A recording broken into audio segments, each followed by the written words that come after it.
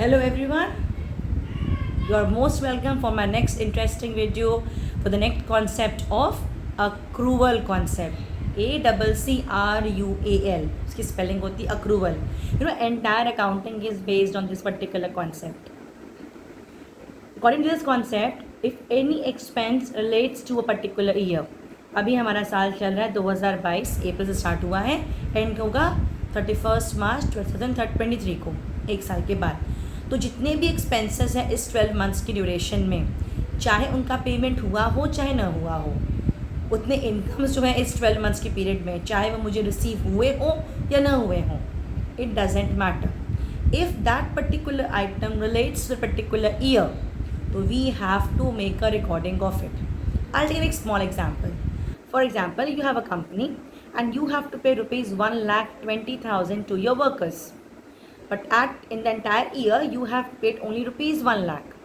So 20,000 is the outstanding amount, जो amount बकाया है, जो पे उनको वर्कर्स को नहीं मिला है. अकाउंटिंग कहता है कि मुझे एंट्री पास करनी होगी 1 लाख की मैंने पेमेंट किया है, but because 120 relates for the entire year, so I have to make certain adjustment in the my books of accounts. बस रिकॉर्डिंग हम करेंगे 1,20,000 की, उसको किसी एडजस्टमेंट के तौर पे शो करके अपने बुक्स में दिखाएंगे. Now what is the objective behind this concept? The objective is वो एक्सपेंस, वो इनकम जिस पर्टिकुलर ईयर का है उसी में रिकॉर्ड करेंगे, ताकि we are able to know the proper and the fair and true profit or loss of that particular year.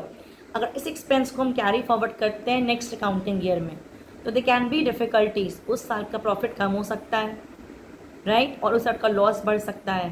So to avoid the discrepancy, it is always advisable, it is always required as per the rule of accounting, that any expense, any income of one particular year should not be carried forward. On the contrary, you have to make proper adjustments in the books of account to record those items in your books.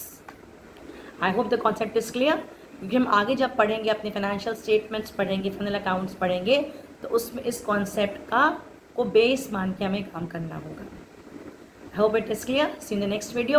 Till then, stay safe and keep learning accounts and keep going. We'll grow together and learn together.